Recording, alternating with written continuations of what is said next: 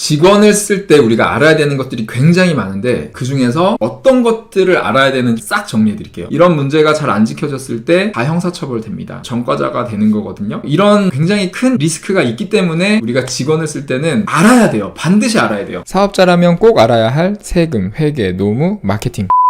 제가 그 사업할 때 우리가 알아야 되는 세금 이런 거 정리했잖아요. 근데 세금은요, 사실 제가 저번에도 말씀드렸지만 소득세법, 부가세법 요 정도만 알아도 되거든요. 그리고 사실 이런 거 잘 몰라도 그냥 세무사님들한테 맡겨놓으면은 세무사님들이 아무 문제 없게 다 해줘. 비용도 뭐 한 달에 10만 원, 20만 원 이렇게만 들이면 다 돼요. 그래서 사실은 세금은 굳이 몰라도 괜찮아. 더 중요한 것들부터 하라고 맨날 말씀드리죠. 근데 물론 세금도 이제 규모가 커지면 그렇지 않습니다. 이게 너무 큰 비용으로 다가오기 때문에 매출이 커지고 소득이 커질수록 세금은 알아야 되는데 어쨌든 당장은 뭐 그렇게 급한 문제는 아니다. 그리고 세금 오른다고 뭐 법적으로 형사처벌되고 전과가 생기고 이런 건 아니니까. 근데 이 직원 쓰는 문제는 달라요. 직원은 우리가 아르바이트생 한 명을 쓰더라도 아주 기본적인 것들을 잘 모르는 상태에서 하면은 굉장히 많은 법을 위반하게 될 수 있고요. 예를 들면 최저시급, 아니면 뭐 근로계약,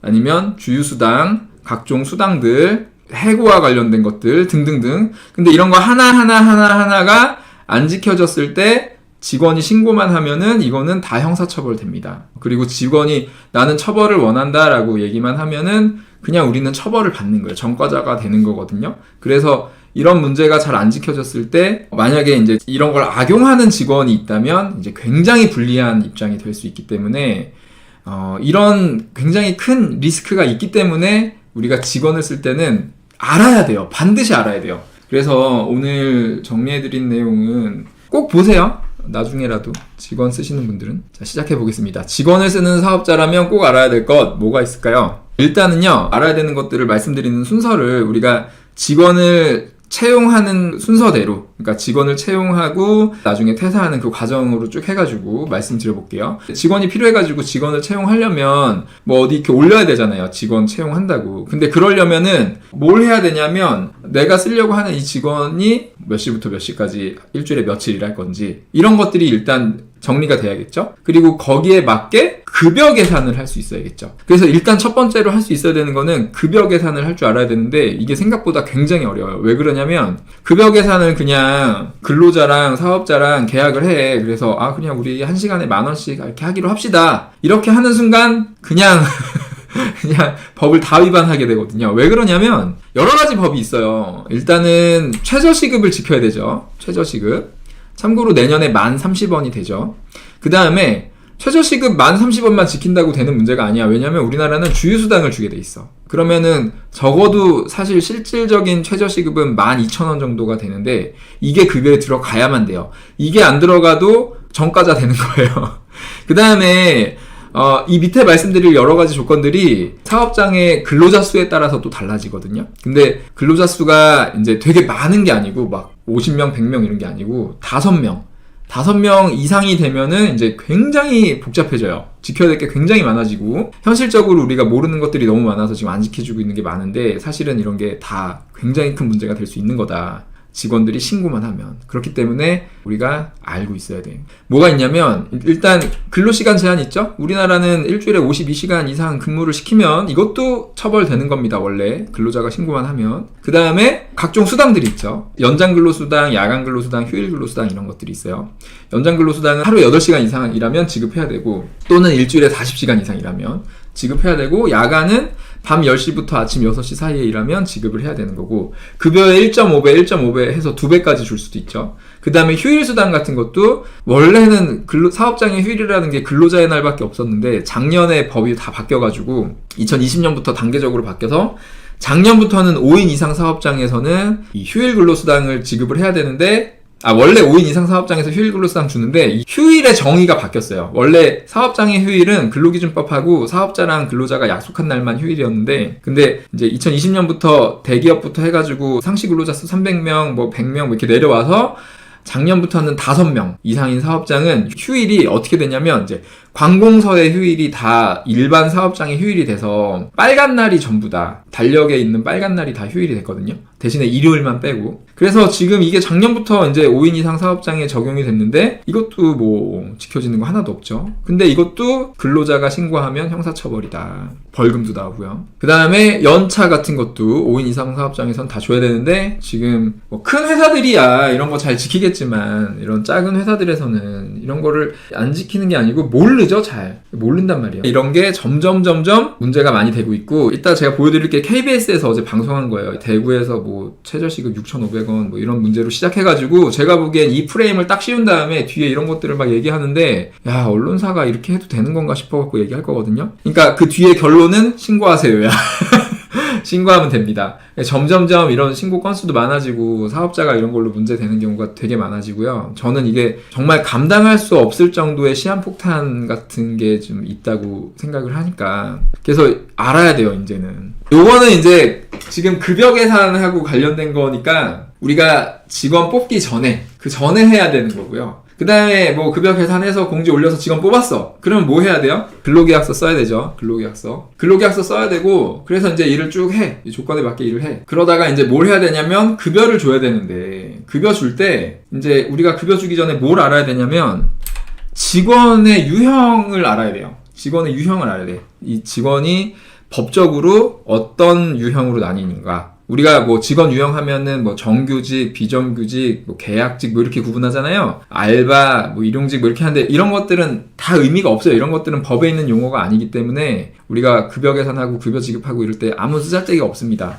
정확한 정의도 없어요, 사실. 정확한 정의라는 건 법에 있어야 될 거 아니에요. 근데 그런 게 없습니다. 그래서 일단 급여를 줄 때 우리가 그냥 월급이 200만 원이다, 300만 원이다 이렇게 계산을 했으면 그 급여를 주면 되는 게 아니죠. 그렇게 하면 참 좋겠는데 우리가 급여를 주면은 그거 가지고 직원은 이게 소득이니까 그 소득에 대한 소득세와 그리고 보험료, 4대 보험료를 직원이 알아서 이렇게 국세청이랑 4대 보험공단에 내면 좋겠는데 그게 아니죠. 소득을 버는 거에서 발생하는 이 직원의 소득세와 4대 보험료를 전부 다 사업자가 계산하고 월급 줄 때 원천 징수하고 그리고 그 사업자가 전부 다 신고를 해주고 직원 것들을 한 명 한 명 걸 다 신고를 해주고 납부까지 다 해주고 나중에 정산까지 다 해주는 의무가 모두 사업자에게 있어요. 그래서 월급 줄 때 원천 징수를 해야 되는데 원천 징수하는 방법을 알아야죠. 원천 징수 해줘야 될 거 아니에요. 그러려면은 직원의 유형을 알아야 된다. 그 다음에 원천 징수한 다음에 그걸 가지고 인건비 신고를 또 해야죠. 국세청에다가도 신고하고 4대 보험 각 공단에도 신고를 하고 이렇게 해야 됩니다. 그래서 납부까지 다 해야 돼요. 신고하고 납부까지. 그리고 월급 줄 때 이제 이것도 새로 나온 법인데 2021년 11월 19일부터는 임금명세서라는 제도가 생겼어요. 임금명세서. 이게 왜 생긴 거냐면 직원들이 내가 이거 다 지켜지고 있는지 모르겠다. 내가 최저시급 받고 있는지 주휴수당 받고 있는지 내가 300만 원 받고 있는데 이게 제대로 되고 있는 건지 이런 수당들은 받고 있는지 수당이 받고 있다면 어떻게 계산되는 건지 그리고 원천세랑 4대 보험을 저 사장들이 자꾸 떼서 주는데 이거 제대로 떼는 건지 어떻게 계산된 건지 도무지 모르겠다. 이런 문제가 자꾸 생기니까 그 고용노동부에서 어떻게 했냐면 그러면 월급 계산 너무 어렵고 복잡하니까 직원들이 잘 모르겠잖아. 그러니까 사업자들이 월급을 줄 때마다 이걸 다 설명해줘라. 이거 전부 다 수당이고 뭐 근로시간이고 각종 원천징수하는 금액이고 이런 것들을 계산하는 방법까지 다 해가지고 한 명 한 명한테 다 줘라. 안 주면 과태료 500만 원. 이건 다행히 과태료예요. 그래도 벌금은 아니고. 그래서 참 다행인데 어쨌든 줘야 된다. 그래서 이거는 5인 이상 이런 것도 없어요. 그냥 동네 분식점도 다 줘야 되는 겁니다. 이거는. 그래서 임금명세서 주는 것까지 다 줘야 되고 그 다음에 요거 알아야죠. 근로기준법. 사실 위에서 많이 말씀드렸는데 이거 외에도 여러 가지가 있죠. 퇴직금도 줘야 되고 그 다음에 해고도 못하죠. 우리나라는 해고도 못하는 나라니까 이 해고에 대한 것도 이해를 해야 되고요. 해고 잘못했다가 그냥 생돈 날려야 됩니다. 그 다음에 우리가 또 외국인 고용하는 경우 있잖아요. 이렇게 식당 하시는 분들 외국인도 많이 쓰실 텐데 외국인 고용할 때도 이 외국인의 비자에 따라서 되게 다르거든요. 일을 할 수 있는 경우가 있고 일을 할 수 있는 종류도 있고 그 다음에 비자에 따라서는 고용 허가를 받아야 되는 경우도 있고 그때 또 절차도 복잡하고 그래서 이런 것들도 좀 알아야 됩니다. 그래서 이런 것들 그러니까 일단 직원을 쓴다면 지금 말씀드린 것 정도는 다 아셔야 돼요. 이거 다 아셔야 되고 이게 왜 이런 걸 알아야 되냐면 이제 법에서 정해져 있기 때문인데 그래서 관련 법령이 어떤 게 있는지 잠깐 정리를 해보면 관련 법령은 일단 근로기준법이 있죠. 근로기준법 있고 그 다음에 최저임금법, 그 다음에 기간제법. 기간제법이 있어서 2년 이상 기간제로 계약직으로 근로를 못해요. 만약에 2년 이상 근로를 시켰다 그러면 아무리 둘이 합의를 하고 계약 조건을 근로계약서에 써도 무조건 종신고용이에요. 그냥 이 사람이 퇴사하기 전에는 정년까지 해고를 할 수가 없습니다. 이런 법이 있고요. 이런 법을 이해해야겠죠. 그 다음에 소득세법 알아야죠. 그 다음에 건강보험, 국민연금, 고용보험, 산재보험 이게 다 이제 4대 보험이니까 이렇게 알아야 되고 외국인 관련해서 하려면 출입국관리법이랑 외국인 고용법 이런 법들이 있습니다. 그래서 이런 것들을 뭐 법을 다 알 필요는 없는데 이 왼쪽에 말씀드린 이런 것들은 아셔야 된다. 근데 사실 제가 이런 거는 다 제 유튜브 정리를 해놨으니까 보셔도 되는데 제가 다음 주에 그 카카오에서 이 노무를 주제로 강의를 좀 해달라고 하셔가지고 다음 주 금요일 날 하거든요. 12월 20일 날. 그래서 12월 20일 금요일 오후 2시부터 4시인데 1시간 정도로 방금 말씀드린 요 내용들을 싹 정리해 드릴 거예요. 요즘 필요하다 그러시면은 제가 이렇게 1시간 분량으로 이걸 다 압축해서 정리해 본 적은 없으니까 다음 주에 오셔가지고 같이 보시면 도움이 많이 될 것 같습니다. 그렇게 하고 1시간 정도 Q&A 하고 이렇게 할 거고 여기 제가 캡처를 못 해왔는데 상품권 같은 것도 좀 주시고 그렇게 한다고 그러시니까 이왕이면 이때 오셔서 같이 해주시면 좋을 것 같습니다. 열심히 준비해 갈게요. 근데 뭐 다른 거보다 진짜 알아야 됩니다. 이거 제가 아까도 말씀드렸지만 세금 같은 거는 몰라도 그냥 나중에 뭐 어차피 안 낸 거 나중에 좀 더 내거나 가산세 조금 더 내거나 이러면 되는 문제예요. 근데 이거는 근로자가 작정하고 이거 악용하면은요 정말 우리는 너무 힘들어질 수 있어요. 너무 그런 경우가 많습니다. 저도 한번 당했잖아요. 제가 저번에 말씀드렸잖아요. 그런 사람들이 있다. 그래서 알아야 된다. 이게 그동안은 지켜야 되는데 현실적으로 나만 지키기가 되게 힘드니까 막 다 안 지키는데 나 혼자 지키면은 사업 운영이 안 돼. 경쟁력이 안 되니까 너무 힘들었는데 점점 쪼여오죠. 요즘에 점점 이제 쪼여오기 때문에 이제는 저도 말씀드리기가 조심스러워서 좀 얘기를 많이 안 했는데 이제 결국은 다 터질 것 같아가지고 빨리빨리 좀 알고 대응을 좀 해야 되지 않을까 해서 말씀을 좀 드려봤습니다.